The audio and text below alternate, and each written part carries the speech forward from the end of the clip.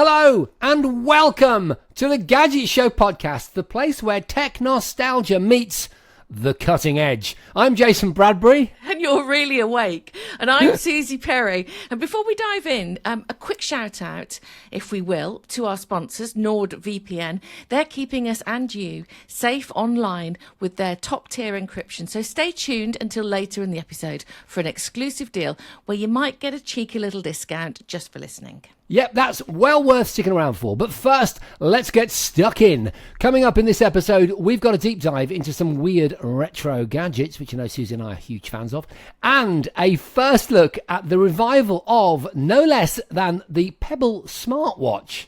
Let's do this. First of all, there are a few comments from you, lovely lot. Thank you so much. Annie Spit on YouTube says, Jace, can you recommend a handheld console for my husband who's new to gaming? I bought him Rogue Ally and it's a bit too complicated for him. So can you recommend something that he can basically just switch on and play a game? Okay, that's interesting. I've never really thought about the Rogue Ally being a complicated experience. But you know what? I actually identify with what you're talking about. I can see that for someone that doesn't want to fiddle around with the menus and stuff. And he's new also to gaming, whereas obviously, you came out the womb doing it.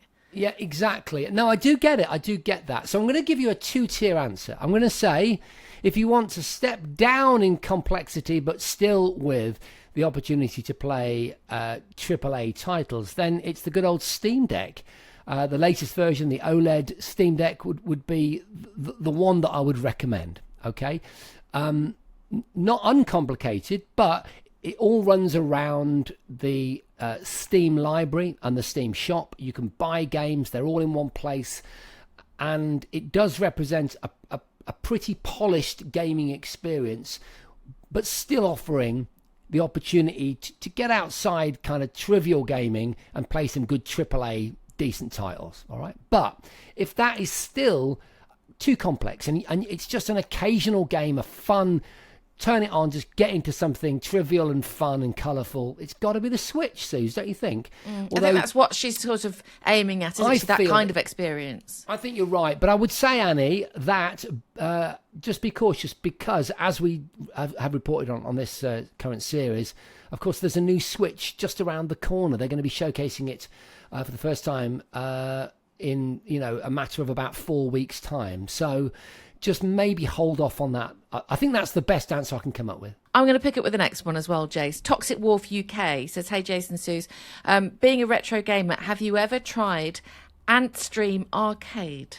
Love them. Absolutely love Antstream. So for those listening and watching that aren't familiar with it, it's a a subscription-based retro gaming service that enables you to play actual classic games that existed, so not sort of made up titles of classic arcade and console style titles via a cloud-based service it means you can play them on just about any device, including I think phones and iPads and tablets. Although fact check me, listeners and viewers, by all means. You can use a Bluetooth controller if you want. You can just it's very flexible, it's very inexpensive, there's a whole ton of games, and they're a really lovely bunch. They're really nice people. In fact, I'll just say some of my friends work for Antstream, so I don't know, I don't feel like I'm being biased. I think it's a really good service, but just to let you know.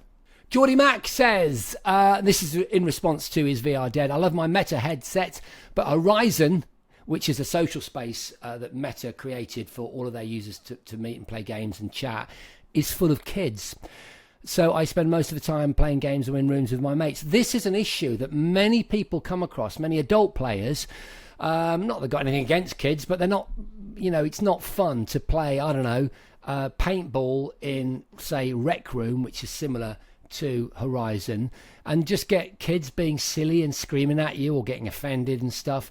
It's kind of annoying. Even my favourite game, sort of hangout social space in VR, which is VR chat, also has kids, and it gets a bit awkward and a bit strange at times, because kids, they're not developed enough to have proper conversations, and I think there needs to be some form of age filter on these things. And also, as a parent, it concerns me as well that you know what I mean, that maybe these platforms aren't extending enough of a care framework to make sure that children aren't being exposed to conversation and or virtual experiences that are not age appropriate. So I'm with you, Geordie Mac. It's a pain in the backside. I think just make a point, I think that's what, X or email is for. Make a point, make a loud point. In fact, I tell you what, I'll put something on X about it. I think that's a really good point that you've made. Look out for my Twitter account, Jason Bradbury, and get behind the conversation. Let's see if we can get a buzz going around it. Okay, good idea. Also in response to Is VR Dead, our last podcast, Arla Soft says, the weird thing about VR is I think it's amazing technology. I think we all agree with that. I've made games for VR and I do enjoy games like Red Matter or Golf Plus, yet most of the time I can't be bothered to dig out and boot up the headset, and eye strain is definitely a thing, especially if you go for a while without playing it. I have got 20/20 vision, but in VR it feels like my eyes are out on stalk sometimes. This is what we said, wasn't it, in the conversation? Arla's sort of agreeing with that. It's fantastic and you admire it, but do you actually pick it up and use it a lot, or is it an occasional thing? So thank you for your message there. Well, thank you so much, everybody, for your comments. Keep them coming. We love to read them. And if you want a direct line to the Gadget Show crew, then make sure you subscribe to our Patreon page. Subscribing really does help our podcast. Yeah, and if you'd prefer to listen or watch the podcast ad-free, being a Patreon sub is the only way to do that. And not only that, you'll also get exclusive episodes and extra behind-the-scenes content. And the chance to join us live and play with some amazing tech when we record in our shiny Birmingham studio. So that's very cool. So what are you waiting for? Head over to our Patreon page right now. Yeah, the link is in the description, so we'll see you there. Right, let's move on to this week's headline discussion then. It's called The Weirdest Retro Gadgets. Got to have your teeth in for that one. Yes, some nostalgia, Suze. It's a wonderful thing. But let's be honest, not every gadget from the past was a hit. Some were way ahead of their time. Some were just bizarre, and some make you wonder what the hell the designers were thinking. Yeah, and I feel like I tested ever such a lot of them on the Gadget Show. We're diving into the weird, the wonderful, and the downright wacky world of retro tech, from gadgets that tried to be the future to inventions that probably should have stayed on the drawing board. This is our rundown of the weirdest retro gadgets ever. I love it. So prepare for a trip down memory lane with a few questionable design choices along the way.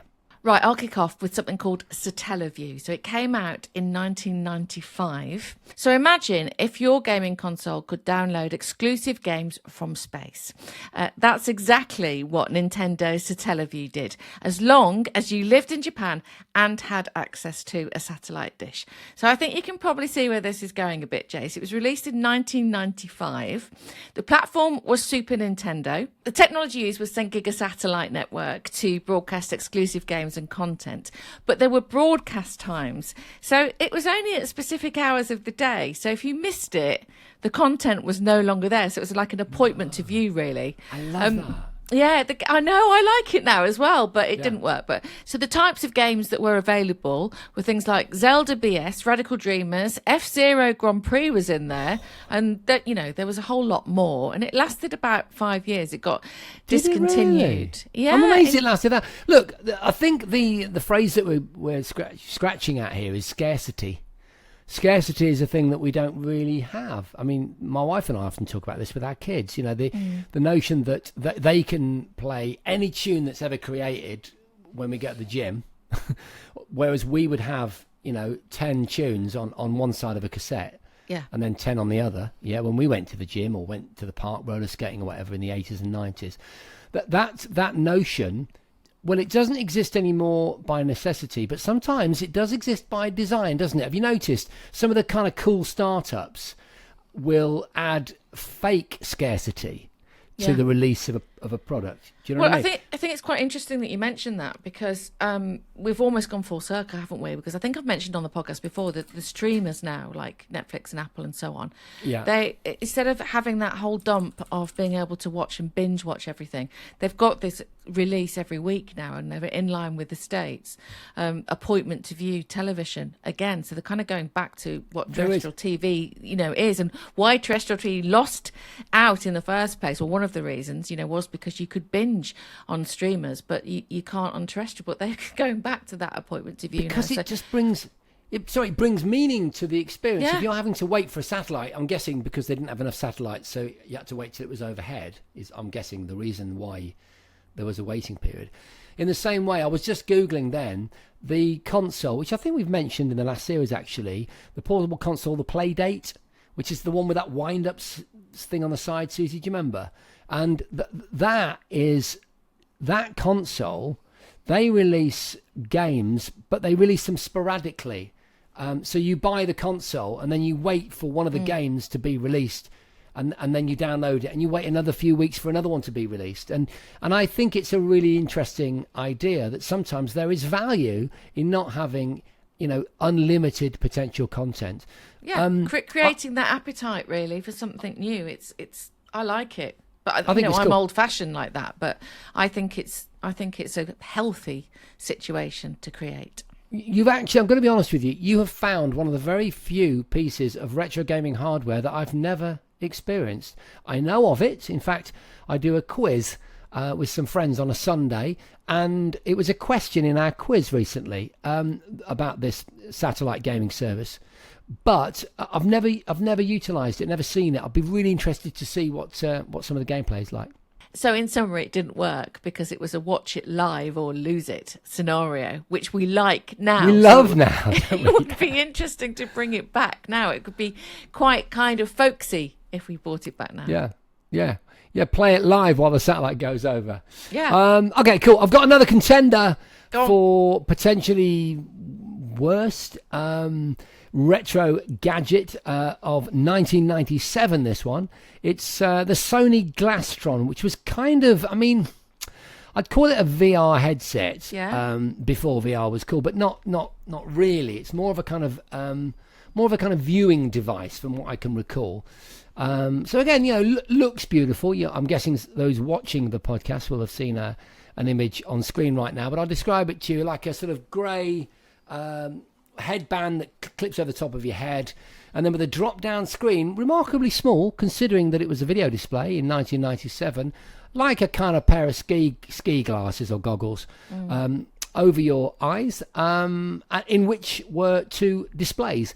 The idea was that you could kind of sit in the back of the car and watch some content. The display that you get is equivalent to a 52-inch screen viewed from about 6.5 feet. The resolution, nothing to get excited about, certainly by today's standards. 832 by 624 pixels, Susie. And really expensive. Yeah, yes, around 1,500 quid. Is that what your research tells you about? Yeah, about but in 1997, imagine well, even now, really, but imagine that's paying like that. Yeah. It's got it with inflation. That's a couple of grand, isn't it? Why was it weird? Well, because as Susie so rightly points out, it was very, very expensive, but it was also heavy and rather uncomfortable. And I don't think the viewing experience was particularly good. No, and I think it also resulted in people having headaches, didn't it? Because it was a bit clunky and yes, it's always the problem, isn't it? I think it hit that sweet spot on the forehead that ultimately results in a bit of a headache. Importantly, though, what would have excited me had I actually got to play with it back in the day was that you could plug your console into it, because it had a little breakout box that you kind of, I guess you wore it on your hip, and you could whack the video output from your, I guess, first generation Xbox maybe, and then have the gaming experience displayed 832 by 624 pixels, which back then I think would have been a pretty appealing idea. So in conclusion, I would say that the Glastron head-mounted display was really ahead of its time, because it was so small and the product design was quite futuristic. It was just expensive and headache-inducing. Okay, so this is probably the most tenuous link I'll ever do, Suze, but if you're now in the mood to go searching on the interweb for retro gadgets, there's one thing you need, and that's security. And that's why Susie and I trust NordVPN, the world's leading virtual private network service, whether you're shopping online or streaming. NordVPN keeps your data safe. Now, it's no surprise to you that I do quite a lot of online shopping, Jace, Really? for those last-minute tech gifts, things like that. But cyber criminals, of course, they love to target shoppers, and I don't fancy my card details being stolen. But with NordVPN, I can browse and buy securely knowing that my data is encrypted. Yeah, I can totally see you panic buying the latest air fryer at midnight tonight, hoping for next day delivery. Guilty, guilty, guilty as charged, Jace. But beyond shopping, NordVPN also stops those annoying targeted ads. You know when you search for a new pair of headphones and suddenly every website is shoving ads in your face. How did you know I was searching for some new headphones? Oh, well, Big Sister is watching you. NordVPN's Threat Protection Pro blocks trackers. So I can shop in peace without feeling like I'm being watched, unlike you, Jace, because I'm always watching you. So whether you're a digital nomad like me or an AI obsessive like Jace, NordVPN has your back. It's fast, secure, and so easy to use. Absolutely. Right now, NordVPN are offering an exclusive deal for our listeners. Head to nordvpn.com/ and this is the important bit, Gadget Show, and you'll get 4 extra months free on a 2-year plan. Plus, there's no risk with Nord's 30-day money-back guarantee. Yeah, so don't miss out. Stay secure online and unlock the internet's full potential with NordVPN. Check out the clickable link in the episode description. Right, I've got another weird retro gadget for you, Jace. Yeah. Do you remember when Dallas Campbell was on the Gadget Show? Yeah. Me and him did a challenge to create the biggest party using party gadgets. And I can't remember if it was me or Dallas, but one of us used this, the Sony Rolly. It was back in 2007. It was like a dancing MP3 player. I know that sounds really weird. But can you imagine if your MP3 player could spin, dance and flash lights to your music? Yeah, but it was weird because if I remember, it looked a bit like a rugby ball, like a coloured rugby ball, and it had like rubber bits on it so it could actually grip the floor, and it would just spin around erratically. It didn't have like a face on it, did it, or ears, or cute little eyes? No. It was very odd. It was like a hybrid between a sort of Nintendo cutesy character and just a Bluetooth speaker. Really odd. Yeah, I mean, they thought it was obviously a good idea. They released it in 2007. It had 2 gig flash memory storage. It would have been about 500 songs at the time. 5 hours of battery playback, so that's okay. The price at launch, though, it was quite expensive, actually. It was £300 at the time. Right. And it just... I feel bad. I probably bigged it up at the time, but it danced. And that was it. That was its sort of USP. There wasn't a screen or proper controls, just that kind of vibe, really. That's why I've thrown it in as a contender. It's great. I mean, I think to make the list, while the gadgets may ultimately commercially have failed, they need to be quirky. They need to have something about them, like you can only play games for a few hours per day or whatever it is, on the satellite service. Or you're a speaker, but it didn't even dance as such. It just rolled around and jiggled about like a sort of crazy pebble. That's how I dance. That's why you liked it. In that challenge, I learnt to break dance, and I remember you remorselessly taking the piss out of me in the studio afterwards. But I remember doing that cool. too. Yes, indeed. I've got another one for you, the Motorola Rocker E1 Susie from 2005. Kind of, I guess, the first iTunes phone, not strictly iTunes, but the first MP3 phone that could apparently hold 100 songs, which at the time, I remember, would have been quite a feat. But it didn't go down well. In fact, I think it's fair to say it was an absolute disaster. And I don't know why, because there was such a buzz about MP3s back in the day. I think, it was kind of syncing up tunes, wasn't it? It was really laborious, wasn't it? Yeah, you had to have iTunes, and it was painfully slow at the time. I would hazard a guess that Apple killed this, actually. Yeah. Looking back, because it was 2 years before the iPhone came out, and they probably thought, hang on a minute, we need this ourselves and not to dilute it. And I reckon that's why it was, kind of had such a short shelf life, really. Well, it could the thing is, the iPod was out at that time. Yeah. And while it was still, a relatively clunky software interface, even for the iPod initially, it was a lot smoother than most other MP3 players, and I'm guessing smoother than this phone. And I think you're probably right. They saw the writing on the wall, and they did what these big corporations do, and they made it go away. like Well, the it was MP3 marketed. mafia. Was it? It was kind of, sold as an iPod phone. So Yeah. I'm not quite sure how it got out the door, really, knowing what Apple are like. But anyway, there you go. But for those watching the podcast, you'll see it on screen right now. But for those listening, you can give it a googly schmoogle afterwards. But it's no iPod. It's no Johnny Ives design. This is it. It's an ugly, functional looking thing. So I think that was also part of it. There's no romance about its product design. But talking of romance, the next one that I know you're going to talk about, it was a life moment for you. Yeah, it was. It was? Yes. What Susie's referring to is the game Ride, a skateboarding game featuring none other than Tony Hawk, officially sanctioned by Tony Hawk, which came with an actual sort of virtually full-size plastic skateboard, although it had no wheels or trucks on it, that was meant to be the controller. So you put it on on a rug or on the carpet, and you interacted with the game in a way that was supposed to emulate real-world skateboarding, and it did none of the sort. It did none of that, and I know this because we reviewed it on the Gadget Show, didn't we, Suze? In the studio. Yeah. And I gave it a good old test at home as well, and tweeted about it. And as a skater from back in the day, I mean, I was skateboarding in the early 80s, and I still skateboard today. There was no way that I was going to say that the controller experience emulated actual real world skateboarding. But I thought it was a really novel control interface, and I really liked it. It brought a sense of skating, of movement into the front room in a way that I'd never experienced before. And that's what I said on X. And this is where, this is what you were referring to at the start of this little section, isn't it, Susie? I put the tweet out, and guess who replied to the tweet? And they said something like, at least this guy gets it. None other than Tony Hawk. So Tony Hawk tweeted me, and I couldn't believe it. I was absolutely made up, wasn't I? You were. It was almost as exciting as when Cindy Crawford tweeted me. They're just life moments, aren't they? That or the Fonz. I couldn't work out which one was more important to me.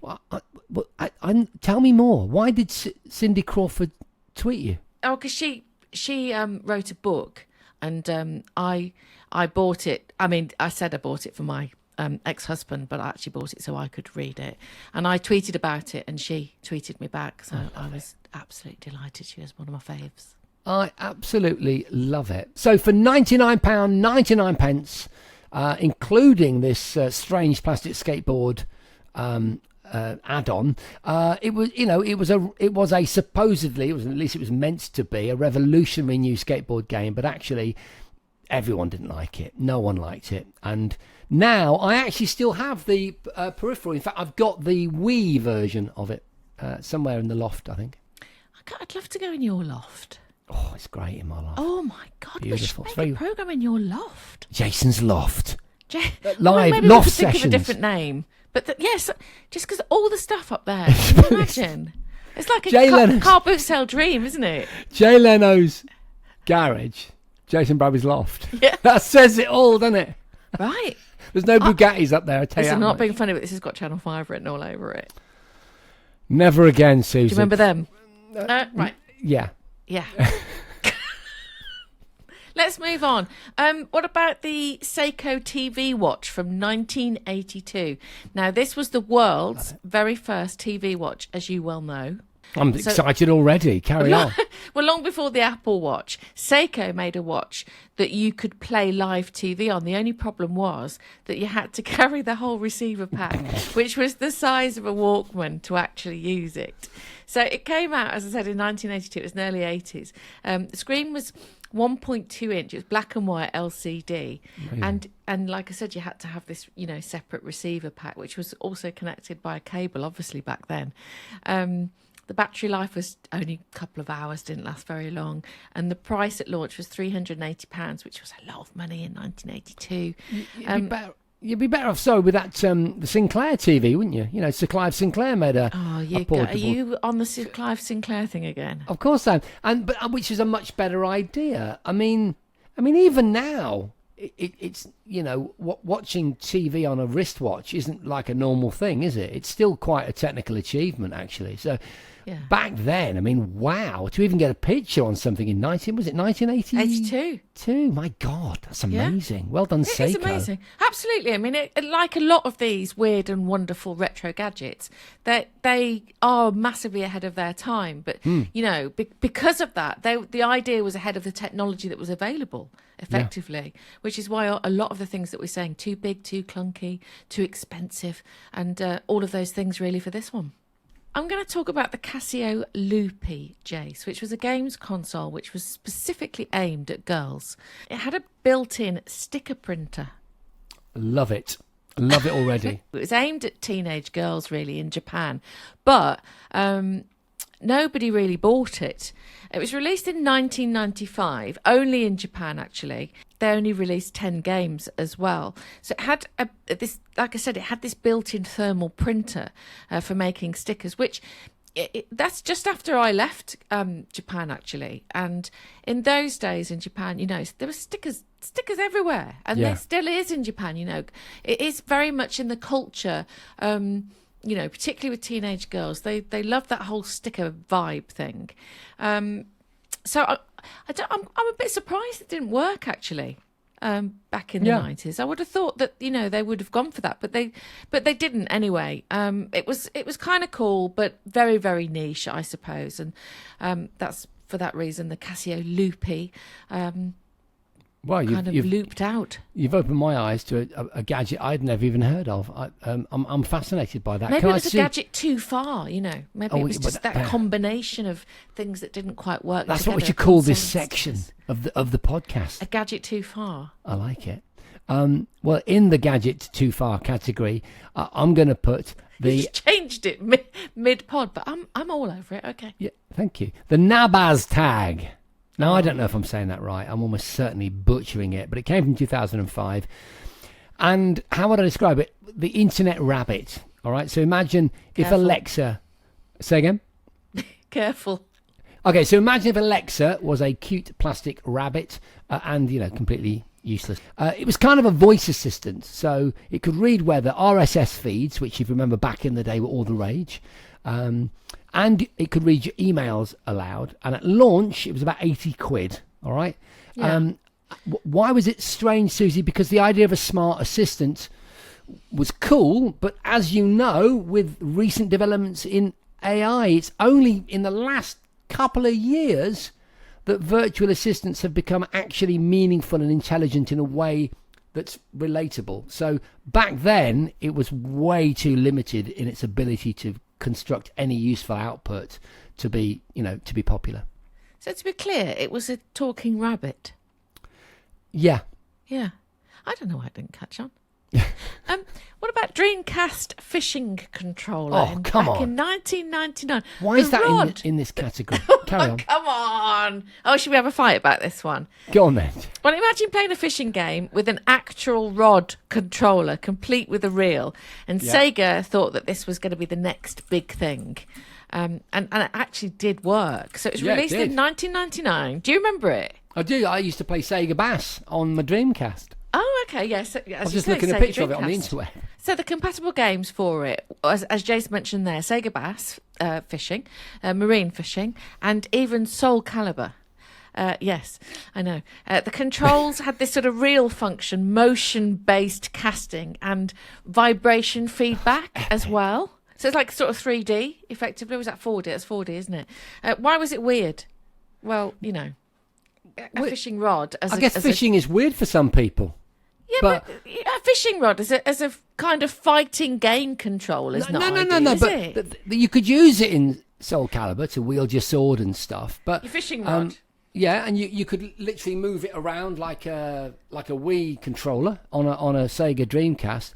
But that's not what it was designed for. Playing Sega Bass on that controller is some of the best gaming experiences I can remember. I mean, Really? I thought, yes, because it was so stupid. Remember, we're talking about the gaming company that brought us those sorts of odd arcade experiences. I don't know necessarily that these are Sega, but things like, you know, that one in the Tokyo arcades where you upturn the table.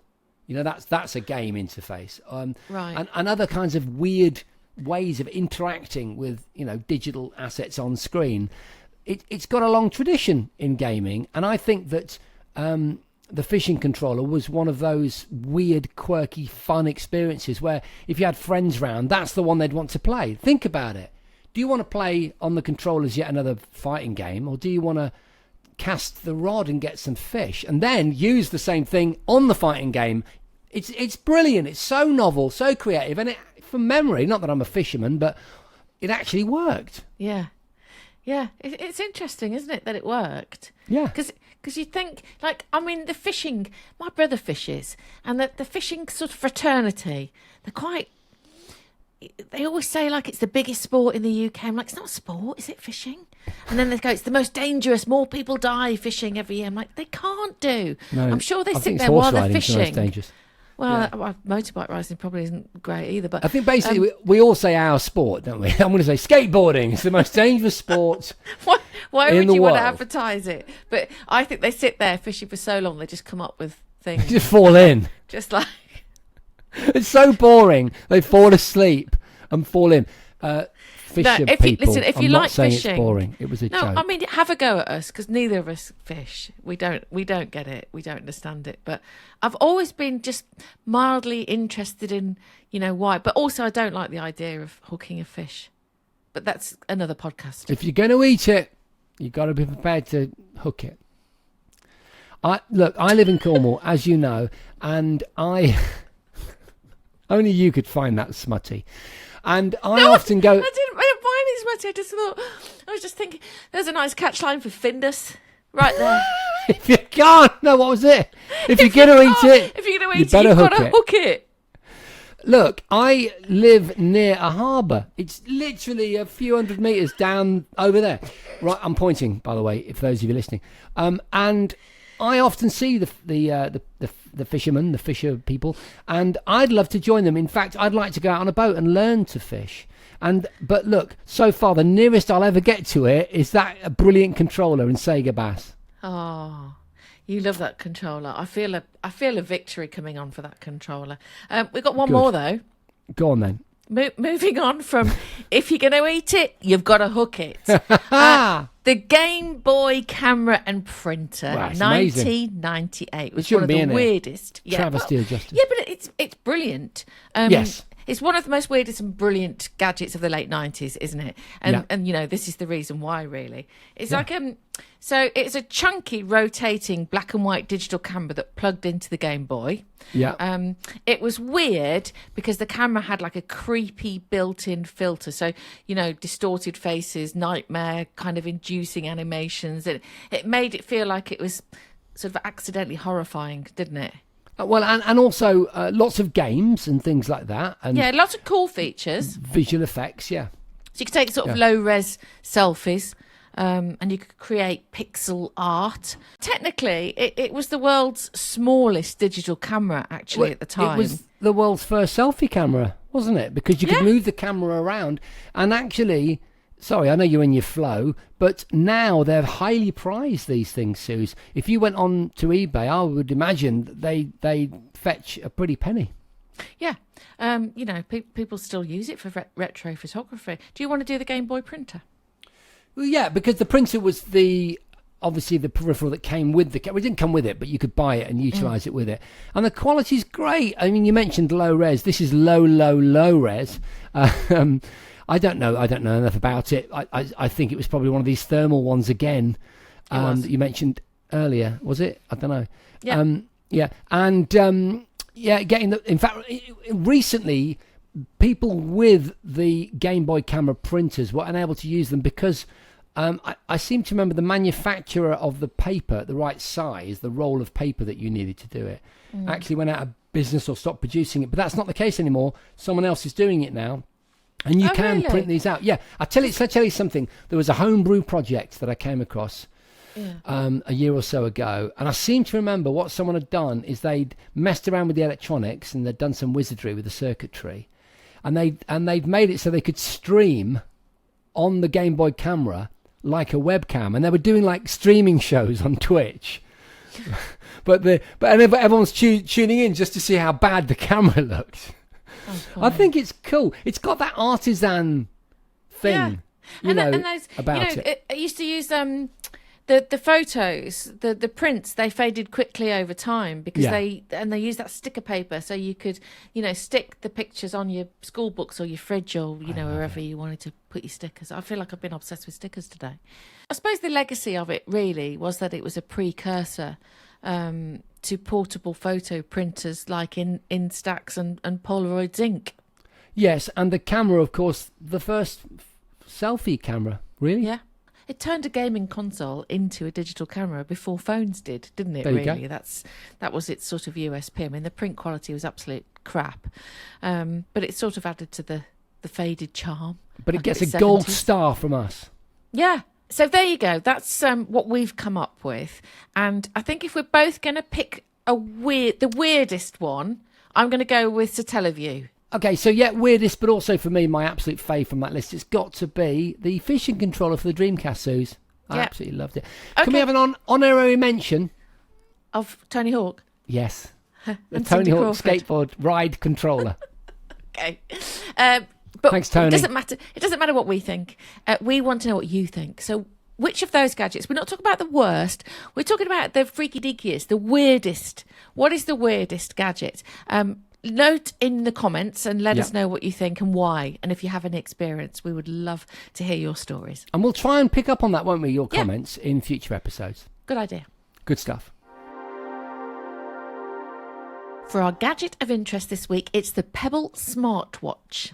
Oh, I like it. So, we're still continuing the retro theme somewhat, Suze. Well, yes, as you know, Jace, the Pebble was a pioneer in the smartwatch industry, known for its e-paper display and impressive battery life way back in 2013. But now, Eric Migikowski, the founder of Pebble, is making a comeback. Amazing.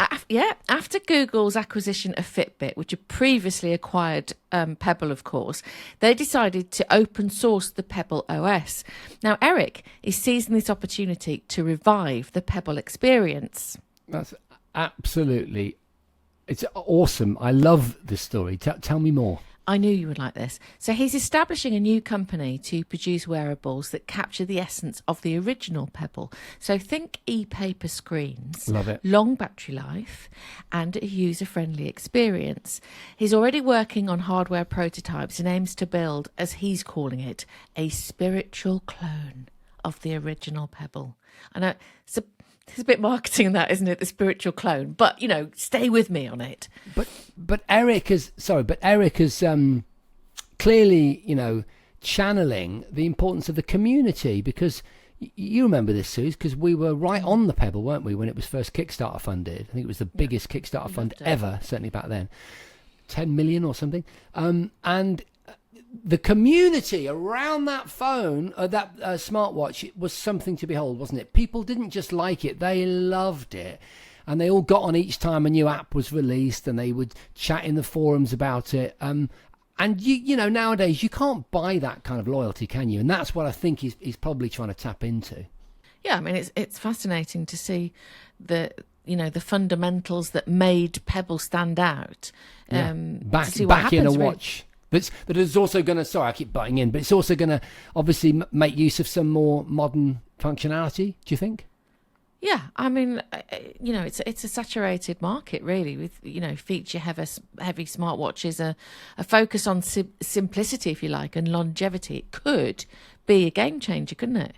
Yeah, do you think maybe some kind of biometrics as well? Because I understand, I'm not missing the point. The great thing about the original Pebble and was the simplicity. Display. Yes, and the fact that it didn't have a big draw on the battery, right? Yeah. But because of the exponential nature of all of these, electronic pieces of wizardry, they can now be made. Things like simple monitors for your heart rate, for example, that draw less electricity than maybe they did when they were first released. So it'd be interesting to see if Eric can put some more advanced features into this latest variation of a Pebble-like watch. Oh, they have been busy because, talking of new release there, the Pebble under Google have been, working. And in August last year, 2024, they launched the Ultra Life, which is a stylish smartwatch boasting a 12-day battery life on a single charge. That's extraordinary, isn't it? And it features a 1.83-inch true HD display with 600 nits brightness, which ensures that visibility, even in bright sunlight, I'm told, is good. It's also IP68 certified, making it dust, sweat, and indeed splash proof.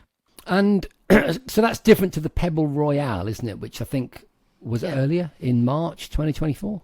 Yeah, the Royale is touted as the world's slimmest Bluetooth calling smartwatch. There you go, yeah. Yeah, with a sleek, it's got a 6mm thick circular stainless steel dial, and it boasts a 1.43-inch Super AMOLED display, which supports advanced Bluetooth calling, allowing users to make and receive calls using voice commands through the built-in voice assistant. So whether it's the originator's new, yet-to-be showcased venture, or, of course, Google's exploits, it's great to see Pebble, or the Pebble concept, being innovated while still staying true to the core values of one of the most enthusiastic tech communities I've ever come across. Yeah, I think, we'll keep our eye on Pebble's developments and share any updates as they come in. Like you say, we do have a vested interest, really, in just because we loved it back in the day, really. So stay tuned for more on the Gadget Show podcast. Love it. Thanks, Suze. What can I say? That's a wrap for this week's podcast. But before we go, here's a quick reminder about that exclusive NordVPN deal. Head to nordvpn.com/Gadget Show and you'll get 4 extra months free on a 2-year plan. Yeah, it's the perfect way to lock down your data, browse safely and access the internet without any restrictions. Whether you're streaming, shopping or just browsing, NordVPN keeps you safe every step of the way. Yeah, so that's nordvpn.com/Gadget Show, or just tap the link in the episode description. So stay secure, stay connected, and we'll catch you next time. But don't forget, if you're going to eat it, you've got to hook it. I couldn't have said it better myself. See you next time. Bye. The Gadget Show podcast with Jason and Susie was presented by Jason Bradbury and Susie Perry off the telly. It was produced by Ewan Keel and Tom Clint and is a North One production.